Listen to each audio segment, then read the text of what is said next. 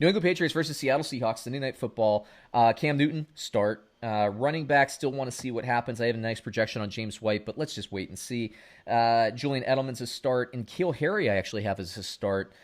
Staying away from everybody else, although I do have a nice projection at tight end, but I'm staying away from New England tight end because I thought, one of these rookies might have been able to make some hay, and they didn't. For Seattle, I have bad projections just based on how dominant New England's defense has been for the last couple of years. But Seattle's offense, man, this is a Super Bowl threat team, so they're going to beat the projections. They're going to beat the numbers.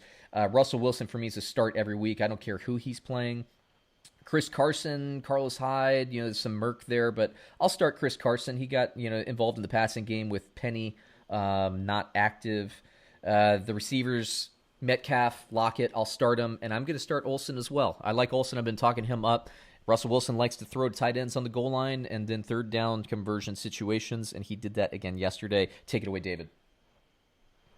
With New England, I think the only guy you're starting is Cam Newton. Maybe Julian Edelman in a good matchup, but I just don't have confidence with anybody not named Cam from that New England team, starting-wise. But one guy who I think is kind of a little bit of a sneaky waiver wire ad is N'Keal Harry. He wasn't great in that Week 1 game against Miami. He had 5 receptions for 39 yards. But again, Miami's got 2 really good corners. They have Howard, and then they brought in Byron Jones this year, who they paid big money to come in. And Harry, it goes back to the target share.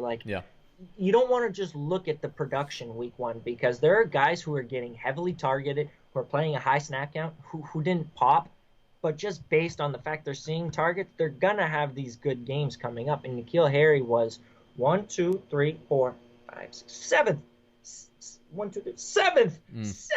in target share through those 1 o'clock and 4 o'clock games. The only guys with a higher target share than N'Keal Harry, D-Hop, Devontae Adams, Crowder, Edelman up there, who actually I should probably give him a little more credit now, Fuller, Adam Thielen, N'Keal Harry. So as far as the passing game, it's Edelman and Harry they commanded 60, basically 2/3 of the targets went to Edelman and Harry. So I think both of these guys definitely belong on rosters, Harry included. Mm-hmm.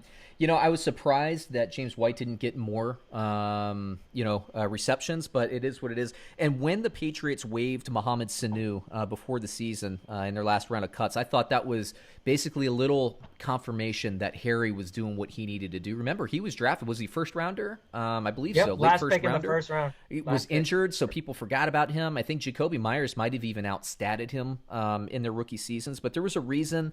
And that Patriots offense is kind of tough, but now you have Cam Newton who can, make things happen, play a little jazz, I guess, back there at the quarterback position, buy some time if he needs to. Harry's going to have value, so I like that. And I agree, man, it's kind of an interesting game. I honestly, and I have one of my rules is never put your money down and bet against New England, especially when they're getting points. Let me hit you with the spread here. It's New England +4 against Seattle. Who do you got? I like Seattle just because I feel like Miami, it was a division game, but again, it's Miami. Seattle is a really good team. 4 is not a crazy amount of points, and Seattle's offense is hot, man. Lockett is good. DK Metcalf is heating up. They dropped 38 on the Falcons.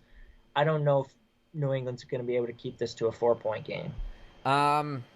Again, I say never bet my money against New England, but we're just making picks here. I'm not going to bet on it. I'm taking Seattle. I think Seattle, for me, of all the teams that I watched last season, I had a very similar reaction to San Francisco when I saw them early in the season last year. Seattle, to me, is the best team in the NFC. I think if I had to call it today, it would be KC Seattle in the Super Bowl. I respect what New England did last week, but Seattle is a championship caliber offense. Let's take a look and see what happens this week. I'll take Seattle for now.